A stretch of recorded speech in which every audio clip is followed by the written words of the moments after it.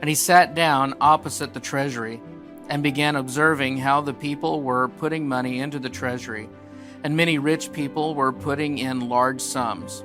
A poor widow came and put in 2 small copper coins, which amount to a cent. Calling his disciples to him, he said to them, "Truly I say to you, this poor widow put in more than all the contributions of the treasury. For they all put in out of their surplus, but she, out of her poverty, put in all she owned, all she had to live on." As we journey through Jesus' final week before the cross together, I can't help but reflect on the intensity of his teaching. There's a definite uptick of intensity as you read through the rest of Mark. Looking at it from this side of the cross, we know that he has his eyes fixed firmly on Calvary and our eternity in his mind and the Father's will in his heart. When I think about this point in Jesus' life, I often liken it to the age-old question: if you knew it was your last day, what would you say, and to whom would you say it? Today we're going to be looking at Mark 12:41 through 44, where Jesus calls together his disciples to point out something extraordinary in a seemingly ordinary situation. In the temple treasury, there were 13 coffers made of bronze. They were trumpet-shaped and basically made a giant funnel down into the collection boxes. Now, as I picture it, I think about coin machines. Have you ever been to a car wash or a laundromat where there is a machine that will give you quarters for your cash? You put in $5 and get back that amount in quarters. It's always surprising to me when I think about how loud that machine is as it dispenses the coins in a pile into a metal cup from which they can be retrieved. It's very noisy, but imagine that sound magnified.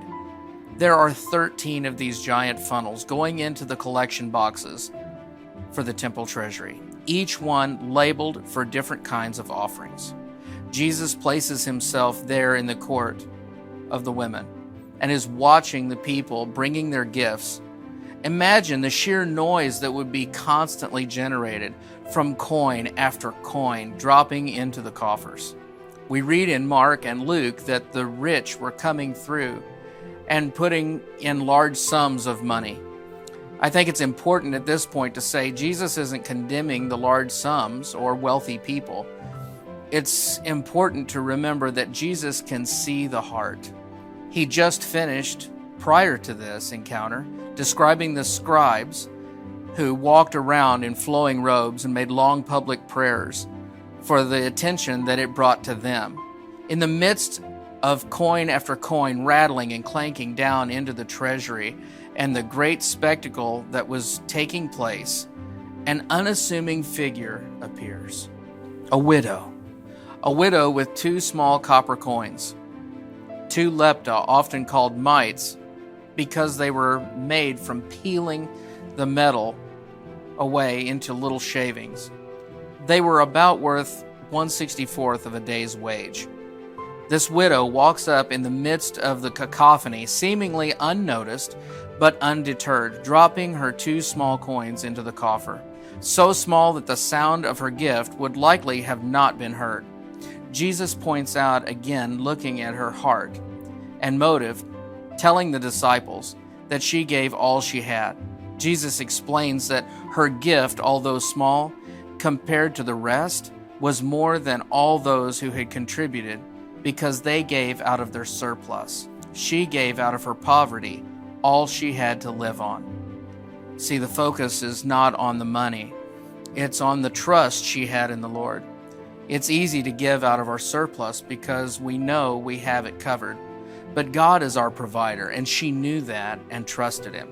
I think about Disney's Aladdin. There's a scene where Aladdin and Abu had just gotten a loaf of bread, and they break it between themselves and begin to eat, but Aladdin notices a couple of kids who are also hungry. So Aladdin gives his half of the bread away, but Abu holds on to his. See, in Abu's mind, that was his bread, that was his provision, and so often I find myself in that situation where I want to hold on to my stuff. I want to be my provider. But when I release those things to the Lord, it's that moment when my heart turns to him and I recognize that He's the one who is my provider, and He's going to take care of me.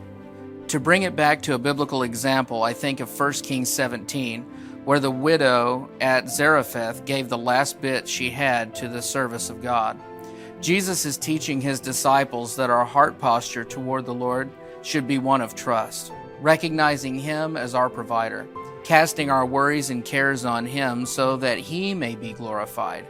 Men look at the outside appearance, but God looks at the heart. My son Eli has a habit of asking what's going on and where are we going anytime we get in a vehicle to go on a trip. He feels like he has to know exactly what's going on, almost a compulsion to know. And so it's really difficult to try and surprise him if we're taking him somewhere for his birthday or some special occasion.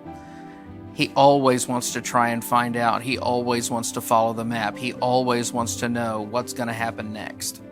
So Karen and I have to ask him once in a while, Eli, do you trust us? Eli, are we going to take care of you? And he says yes. And we say, then just enjoy the trip, enjoy the journey, and trust us. I feel like that's what God's asking us to do on a daily basis. And that's the example we see with this widow, giving all she had. Jesus is teaching us that our heart should look to God and know that God the Father has us and is our provision. He's asking, will you trust Him?